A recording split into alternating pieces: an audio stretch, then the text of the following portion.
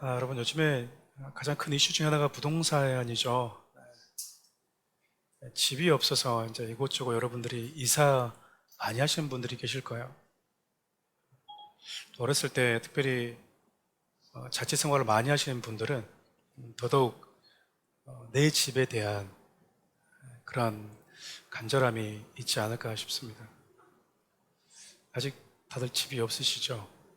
네, 다들 자가로 계신 분들이 우리 교회도 많지 않을 거라 생각이 됩니다. 하나님은 이스라엘 백성들과 함께 광야를 그리고 출애굽한 이후부터 광야 생활을 하실 때 집 없는 이스라엘 백성들과 동일하게 그분도 집 없이 살아오셨다라고 오늘 본문에 이야기를 합니다. 오늘 본문의 말씀을 간략하게 정리하면 하나님이 주신 평안함, 안락함 속에서 왕궁에 지내던 다윗이 나에게 이 평안함을 주신 하나님을 깊이 묵상하면서 그분과 함께 할 수 있는, 그분과 함께 거주하는 성전을 지어야 되겠다라고 생각하게 되죠. 그 생각을 하고 나단 선지자에게 이야기를 했고, 그런데 하나님이 나단 선지자를 다윗에게 보내셔서 성전을 지을 수 없다라고 이야기를 합니다. 하지만 성전을 지으려고 했던 그 마음을 가지고 있었던 다윗의 삶과 그들의 가문, 그의 인생을 축복하십니다. 그것이 저와 여러분들이 읽었던 오늘 본문의 내용입니다. 성전이 어떤 의미가 있길래 이토록 하나님이 무겁게 받아들이셨고 또 성전을 지으려고 했던 다윗의 삶을 이토록 하나님은 축복하길 원하셨는가? 5절 말씀을 보면요, 성전은 하나님이 사는 집, 이렇게 하나님께서 소개를 하고 계십니다. 제가 읽어드리겠습니다. 가서 내 종 다윗에게 말하기를 여호와께서 이와 같이 말씀하시되 내가 나를 위하여 내가 살 집을 건축하겠느냐. 6절 이하 말씀을 보면 하나님은 이스라엘 백성들과 함께 광야 생활할 때 성막, 장막 안에서 다녔다라고 이야기를 합니다. 그리고 하나님은 그 시간, 그 기간 동안 이스라엘 가운데 누구도 내가 하나님의 집을 지어드리겠습니다 라고 말하는 사람이 단 한 명도 없었다라고 이야기를 합니다.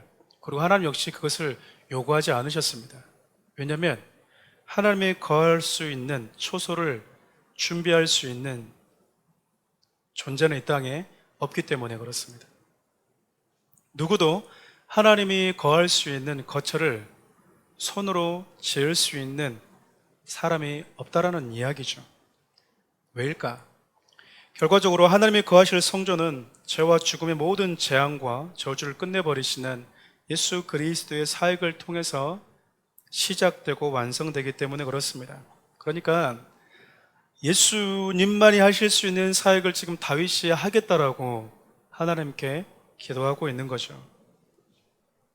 가끔 어린 자녀들이 부모님들에게 나 엄마에게 좋은 집 사줄게요, 나 엄마에게 좋은 차 사줄게요 라고 하는 말을 종종 들을 때가 있지 않습니까? 우리 아이들도 저에게 좋은 차를 사준다고 하는데 아직까지 차를 안 사주고 있습니다. 아이들에게는 그런 능력이 없잖아요. 엄마 더 좋은 집 사줄게 뭐 그런. 아이들은 아직까지 이 경제관념이 없다 보니까 좋은 게 있으면 그냥 들어가서 살아도 되는 줄 알아요. 좋은 이모집 보고 오면 저 집 살면 되잖아 이렇게 쉽게 얘기합니다. 어쩌면 아이들이 그런 단순함이 하나님께 그런 단순함을 가지고 기도하는 거 하나님이 더 좋아하지 않을까. 어른들은 너무 생각하는 게 많다 보니까 이래서 빼고 저래서 빼고 이래서 빼고 그러다 보니까 내가 할 수 있는 거를 하나님께 구할 때가 많죠.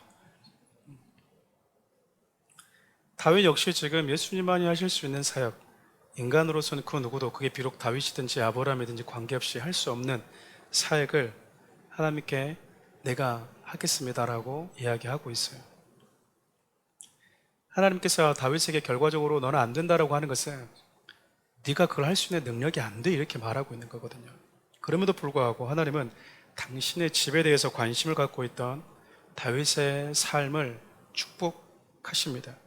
왜냐하면 다윗에게서 기특하게나마 예수 그리스도의 사역의 향기가 났기 때문에 그래요.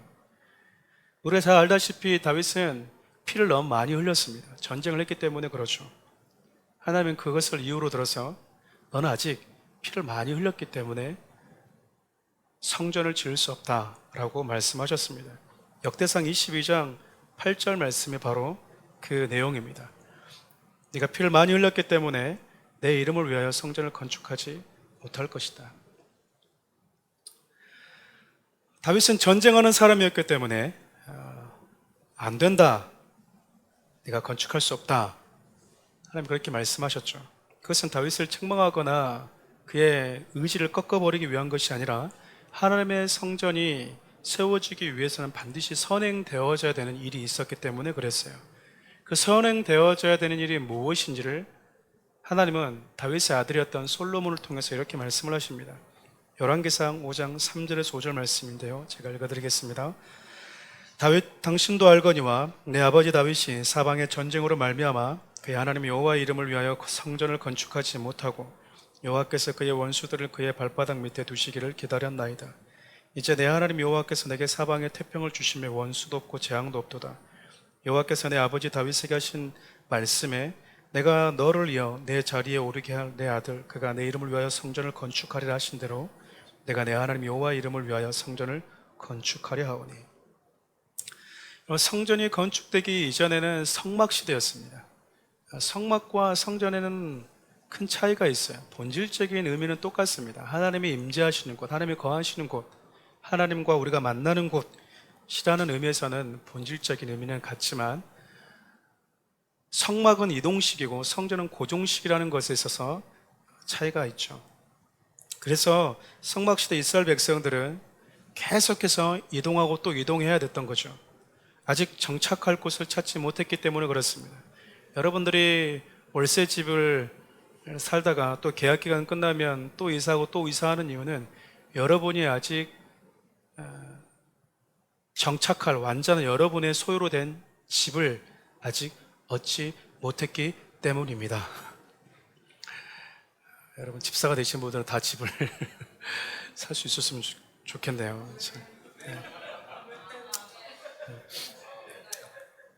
거기다 거룩한 이름을 넣지 말고 그냥 다 집을 샀으면 하는 바람으로 집사를 세우면 어떨까라는 생각이 들기도 합니다. 하나님께서 성막에 거할 수밖에 없었던 이유는요, 당신의 백성들도 아직 정착을 못했기 때문에 그런 거예요.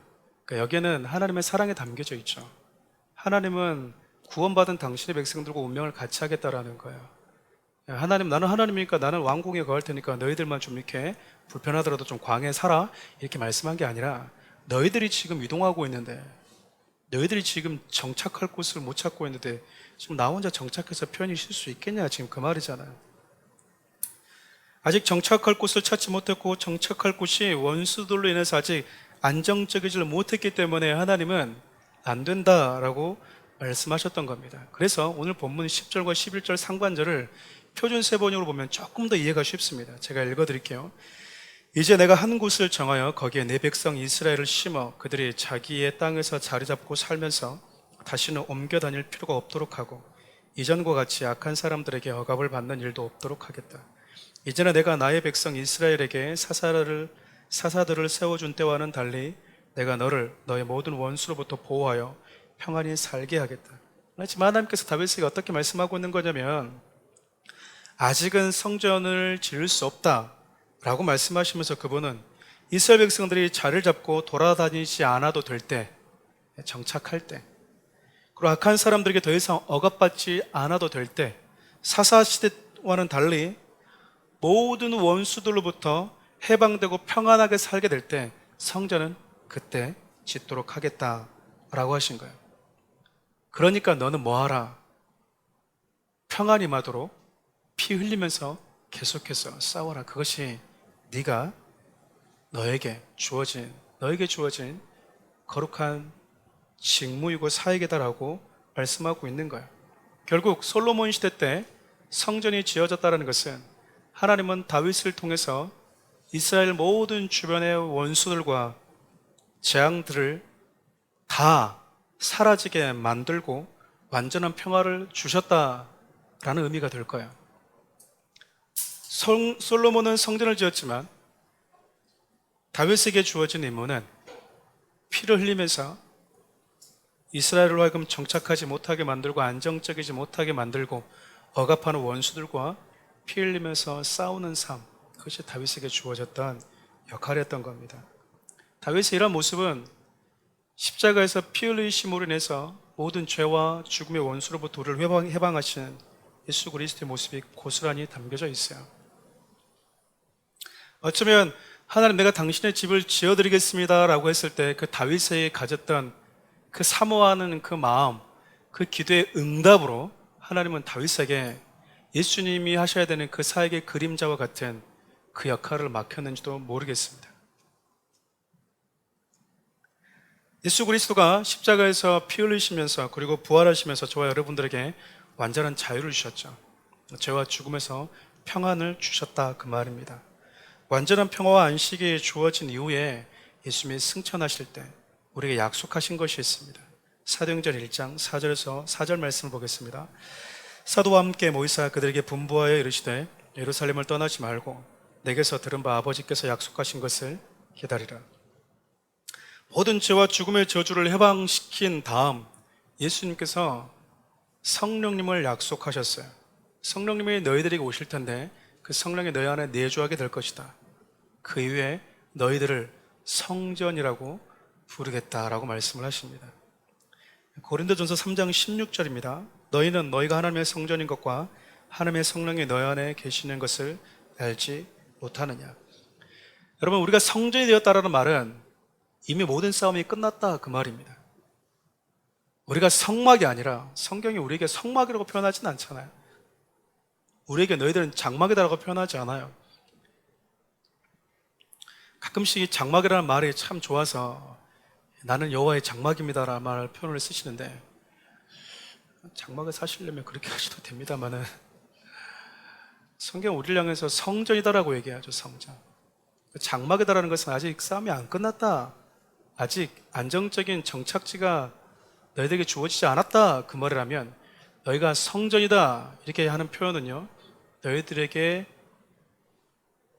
주어졌던, 약속되었던 모든 안식이 이제 회복되었다라는 의미가 담겨져 있다고 할 수 있어요.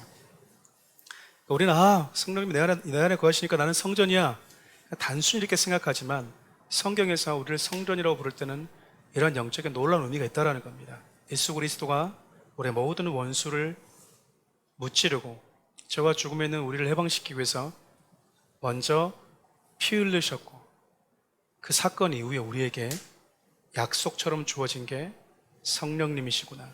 그래서 하나님은 저와 여러분들 향해서 뭐라고 얘기하냐면, 너희들은 하나님의 성전, 하나님의 집이다 라고 표현하고 있는 것이죠.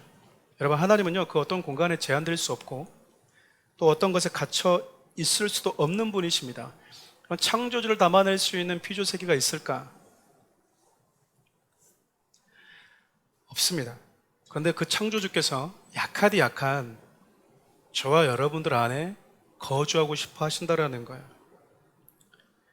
여러분, 우리가 이 땅을 살아가면 아름다운 세상이 얼마나 많은지 모릅니다. 자연만 보도 너무 거대하고 또 참 놀라운 장관을 이루고 있는 것들이 많죠. 우리 지구 밖을 조금만 넘어가면 이 우주와 은하계 태양계는요, 사이즈가 다른 만큼 광대합니다. 근데 하나님이 그 어마어마하고 광대하고 스케일이 큰 그것에 집을 짓고 거하기를 원하셨던 게 아니라, 결과적으로 그분은 저와 여러분들의 마음을 당신이 거하는 집으로 삼기를 원하셨다라는 거예요. 여러분과 저의 마음을 하나님이 당신이 거하고 싶어하는 집으로 삼기를 원하셨다. 그래서 예수님께서 너희들의 마음을 다해서 나를 사랑해라 라고 이야기했던 겁니다. 그러니까 지금 다윗이 하나님의 성전을 짓겠다라고 한 것은요, 이렇게 놀라운 공간을 생각하고 있었던 거죠. 하나님을 담아낼 수 있는 공간. 그럼 다윗이 언제 이런 생각을 했을까? 성경은 다윗이 자신에게 평안함이 임했을 때 이런 생각을 했다라고 이야기를 합니다. 사무엘하 7장 1절에서 2절 말씀인데요. 여호와께서 주의 모든 원수를 무찌르사 왕으로 궁에 평안히 살게 하신 때에 왕이 선지자 나단에게 이르되 볼지어다 나는 백향목 궁에 살거늘 하나님의 궤는 휘장 가운데 있도다. 하나님께서 나에게 평안함을 주셨을 때 다윗이 가장 먼저 생각한 것이 바로 성전이었습니다. 우리식으로 이야기하면 배부르고 등 따시니까 가장 먼저 생각했던 게 하나님과의 더욱 친밀한 관계를 생각했다라는 거예요. 보통 사람들이 가난을 살다가 돈 많아지면 뭐 합니까? 돈 많아지면 여러분 뭐 하고 싶습니까? 일단 집 사고, 차 좀 바꾸고, 또 뭐 할까요? 요즘 돈 많으신 분들은 배우자도 많이들 바꾸시고, 뭐 또 아니면 이렇게 얼굴도 이렇게 싹 이렇게 바꾸시는 분들 있잖아요. 돈만 있으면 뭐 못하는 게 뭐가 있습니까? 그렇잖아요. 그렇게 힘들게 고생하면서 뼈 빠지게 일했는데 이제는 그렇게 일하지 않아도 될 때, 그렇게 일하지 않아도 내가 충분히 먹고 살 만큼 여유가 생길 때 우리는 무엇을 생각하냐 그 말이에요. 다윗은 자신의 삶 가운데 평안함이 임했을 때, 조금도 부족함이 없는 상황이 되었을 때, 그 전에는 정말 칼 들고 나가서 싸우고 피 흘리면서 손에 물집 잡히도록 손이 피범벅이 되도록 상처가 나도록 싸워야 되는데 지금은 그렇지 않아도 되는 상황이 자기에게 주어졌을 때 다윗이 가장 먼저 생각했던 게 어떻게 하면 하나님과 더 가까운 곳에서 살 수 있을까? 우리의 생각과 좀 사뭇 다르지 않습니까? 근데 그렇게 간절하게 하나님께 그 마음을 담아서 내가 하나님의 집 지어드리고 싶습니다 라고 말하니 하나님이 안 된다라고 말을 한 거죠. 근데 여러분 우리 같으면 마음이 어떨 것 같아요? 기분이 내가 지금 집을 지어준다라는데 하나님이 지금 거절하고 있잖아요. 기분이 상할 수 있지 않습니까?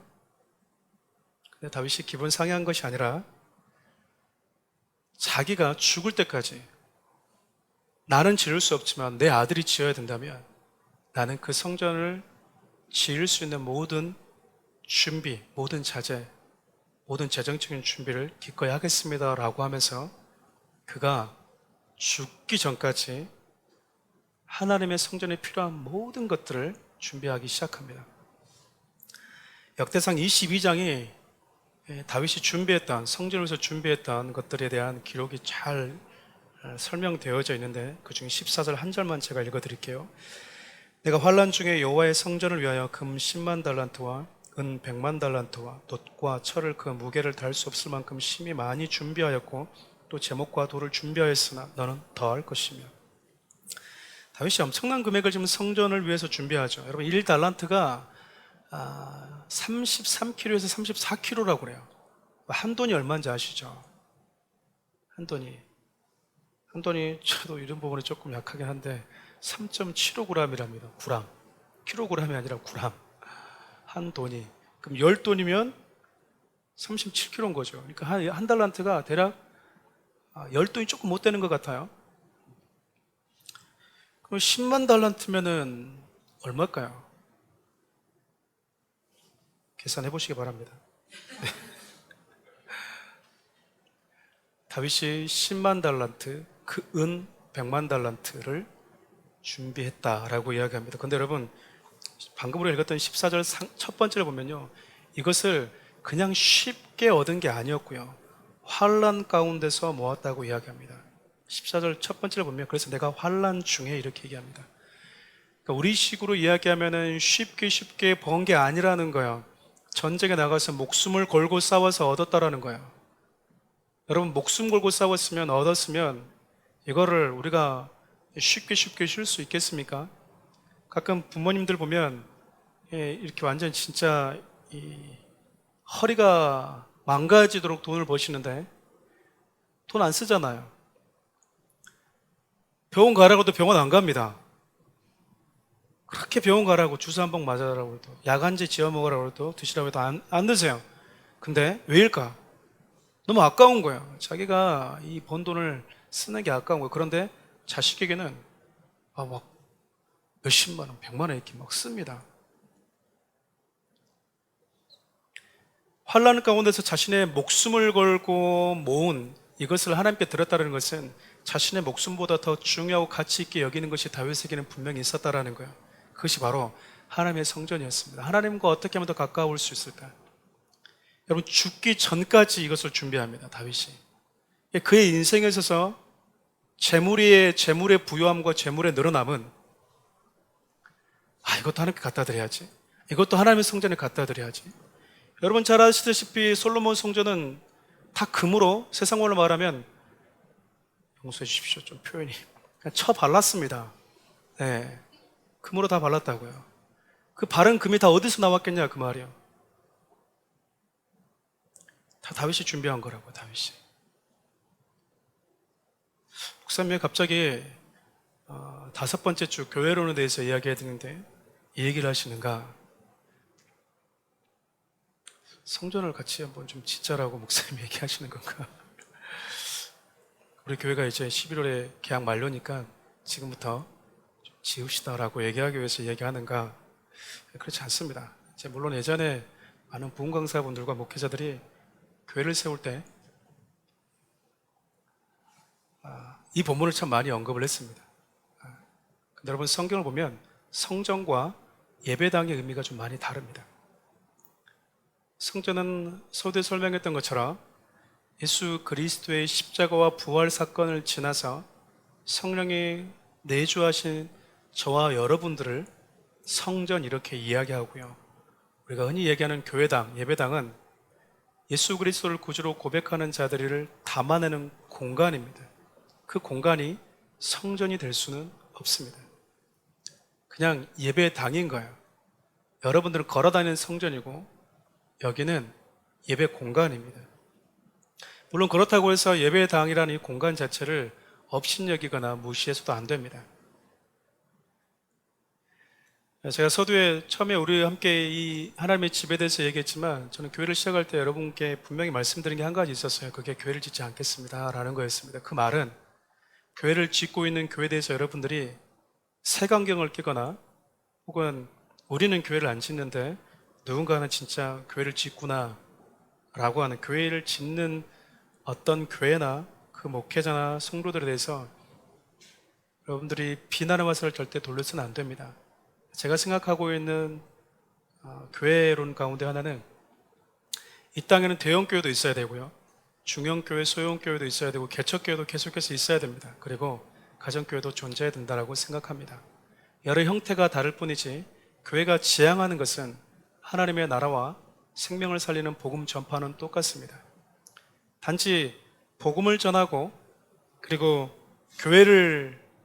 복음을 전하고 하나님의 나라를 세우는 데 있어서 무엇에 무게 중심을 두고 우리 교회가 그 방향성을 잡을 것인지, 그걸 소위 교회가 가지고 있는 비전이라고들 이야기하죠.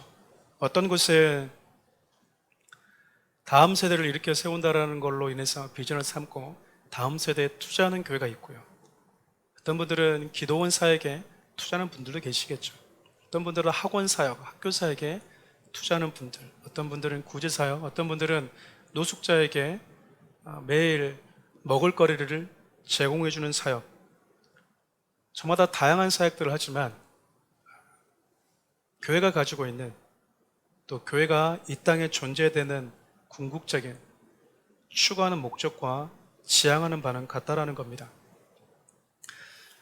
사랑하는 우리 성도 여러분, 우리 교회가 1900이 아니 2018년이네요. 죄송합니다. 2018년 12월 30일에 주일날 시작이 됐습니다. 여러분 잘 아시다시피 여기 옆에 우리 더세리 지하에서 시작이 됐어요. 오늘이 2020년 1월 말 31일이니까 그러니까 2년하고 딱 한 달이 되는 날입니다. 모두 알다시피 사랑하는 우리 교회가 시작되었던 순간부터 지금까지 하나님이 참 많은 은혜를 주셨습니다. 내부에 있는 성도들의 어떤 기도와 또 섬김들, 나아가서 우리 교회에 소속되어 있지는 않음에도 불구하고 우리 교회를 사랑하는 외부 성도들로 인해서 하나님이 참 많이 채워주셨죠. 너무나 감사한 것은 그 사랑을 받았기에 우리 교회가 시작한 지 1년 만에 크고 작은 교회들을 조금이나마, 그리고 선교사님들을 조금이나마 섬길 수 있게 된 건 역시 얼마나 감사한 일인지 모르겠습니다. 사랑하는 우리 교회를 시작하면서 세 가지 핵심 가치를 가지고 시작했어요. 하나는 우리 인간의 창조 목적인 예배, 하나님을 예배하고 우리를 통해서 나를 만나는 자들이 나아가서 열방의 하나님께로 돌아오는, 하나님을 예배하게끔 하는 교회가 되었으면 하는 바람으로 예배하는 교회라는 가치를 첫 번째 가치로 삼았습니다. 두 번째는 교회가 가진 가장 중요한 역할 중에 하나인 성도들 양육하고 가르치는 것, 예수의 사람으로, 예수의 인격을 가진 사람으로 세우고, 나아가서는 이 땅의 영적인 군사들로 세워서 하나님의 사람으로 살아가도록 하는 것.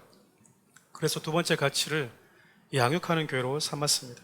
마지막으로 교회 안에 있는 성도들이 여기서 잘 양육되어지고 여러분들이 있는 삶의 현장으로 나아갈 수 있도록 다문화 가정, 과부와 소년, 소녀, 가장, 아들과 같은 보호자가 필요한 자들에게로 우리가 움직일 수 있도록 정체되어 있는 교회가 아니라 움직이는 교회가 되었으면 하는 바람으로 움직임이라고 하는 세 번째 가치, 움직이는 교회를 세웠죠. 교회는 잘 모일 줄 알아야 됩니다. 그런데 건강하게 잘 흩어질 줄도 알아야 됩니다. 이 두 가지가 균형을 갖지 않을 때 교회는 너무나 쉽게 무너지고 성도들의 신앙도 와해돼 버릴 수가 있습니다. 교회가 너무 모이다 보니까 이것이 지루해서 흩어져야 된다는 것에 너무 무게중심을 싣고 모이는 것을 강구하다 보면 성도들의 신앙은요 와해돼요. 역으로 우리끼리 모여서 흩어지는 것에 대한 비중을 줄이고 모여서 우리끼리 그냥 푹 치고 장구 치다 보면 우리들만의 천국을 만들 수도 있는 거죠. 우리 대한민국은 유교 사상에 찌들어 있던 조선의 시대가 막을 내릴 때 수많은 선교사들이 이 땅 가운데 들어와서 교회와 많은 학교들을 세웠습니다. 이걸 우리가 너무나 잘 알고 있어요. 교회를 세웠고요. 그리고 선교사들이 이 땅에 들어왔을 때 서울에 우리가 이름만 대면 알 수 있는 그 대학교, 그 대학들 학교를 세운 것이죠. 그렇게 시작되어진 교회와 학교를 통해서 많은 사람들이 믿음으로 또한 교육으로 양육되어졌고요. 그 사랑이 계속해서 흘러서 지금 사랑하는 우리 교회까지 저는 왔다라고 생각을 합니다.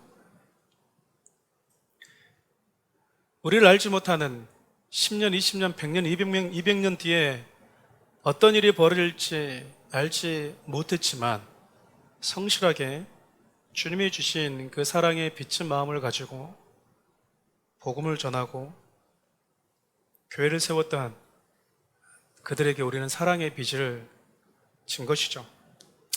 말씀을 마무리하려고 합니다. 이제 말씀 마치고 간단한 재정복을 할 텐데 아무리 생각해도 사랑하는 우리 교회는 주님이 주신 은혜를 정말 부인할 수 없을 만큼의 은혜를 받은 교회라고 생각이 됩니다. 그러면 뭘 해야 될까요? 흘려보내야 됩니다. 네, 흘려보내야 됩니다. 아직 사랑을 받고 있지 못하는 자들, 아직 주님의 몸된 교회를 필요하는 곳, 보호자가 필요하는 자들에게 사랑하는 우리 교회가 보호자가 되어주는 교회가 되었으면 좋겠습니다. 저에게는 좀 두려움이 있습니다. 어떤 두려움이냐면 한 번도 해보지 않은 것에 대한 이 낯설음이라는 두려움이 있어요. 분명 예수님은 이 땅에 사셨을 때 과부들과 그리고 세리들, 당시 사람들이 죄인이라고 취급했던 자들인 것이죠. 부정하다고 했던 창기들과 자주 식사를 하셨습니다. 가장 거룩한 분이. 근데 저는 그분의 정말 발에 묻은 먼지만도 못한데 그런 분들과 마주 앉아서 식사를 해본 적이 없어요. 우리 교회는 그런 교회가 되었으면 좋겠다라는 마음은 있는데 어떻게 해야 될지, 어떻게 그들에게 다가가줘야 될지 저 역시 잘 모르겠습니다. 그래서 이런 것에 대해서 많은 의견들을 좀 들어보고 싶고 또 이런 부분에 앞서서 사역을 한 자들이 있다면 우리가 그들을 통해서 사역하는 방향들을 좀 배우고 또 한편으로 그런 생각도 해봅니다. 과연 그런 분들이 우리 교회 왔을 때 우리 성도들이 그들을 담아낼 수 있을까? 누군가에게 소외되고 상처받은 자들이 여기 앉아 있을 때 전혀 이질감을 느끼지 않는 교회가 될 수 있을까? 사랑을 주는 것 귀하지만 내가 주는 사랑을 상대가 받을 때 부담스러워하거나 자존심 상하지 않게 하는 것도 참 쉽지 않거든요. 여러분들이 함께 이런 부분들을 놓고 계속해서 기도해 주십시오. 사랑하는 우리 교회는 움직이면서 보호자가 필요한 자들에게 보호자가 되어주는 교회가 되었으면 좋겠습니다. 그래서 하나님의 집, 하나님의 집, 그 집에 많은 이들이 와서 쉼을 누렸으면 좋겠어요. 많은 이들이 쉼을 누릴 수 있는 하나님의 집, 그게 어디라고요? 그게 여러분들입니다. 하나님의 집으로 부름받은, 하나님의 성전으로 부름받은 저와 여러분들을 통해서 많은 사람들이 이곳에서 하나님의 풍성함을 맛볼 수 있었으면 좋겠습니다. 그러면 기도합시다.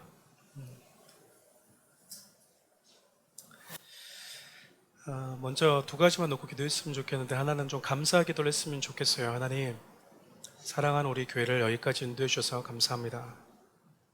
그리고 두 번째는 다윗이 그렇게 하나님의 집을 지어주려고 했을 때 내가 내 집을 지어주려고 내가 네 집 지어줄게 라고 말씀하셨던 그 하나님.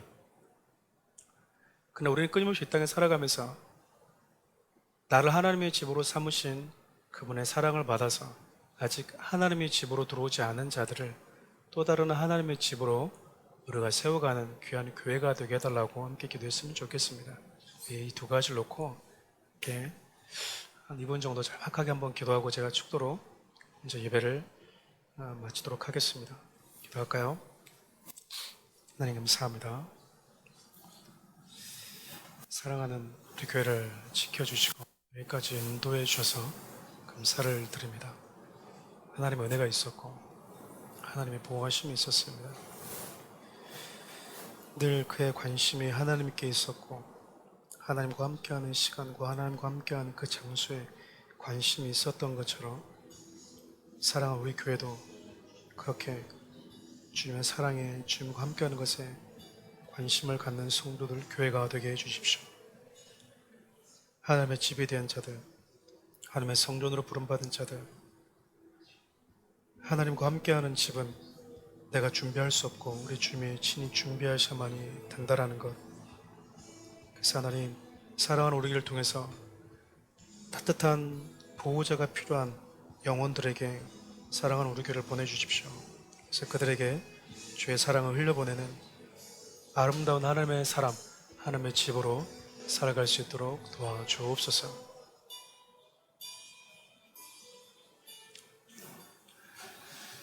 우리를 구원하신 예수 그리스도의 은혜와 하나님의 사랑과 우리 안에 들어와 우리 거주하시는 성령 하나님의 사랑이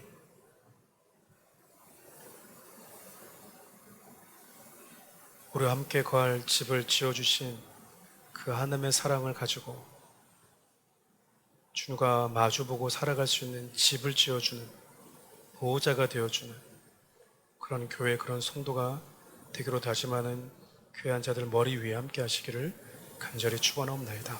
아멘.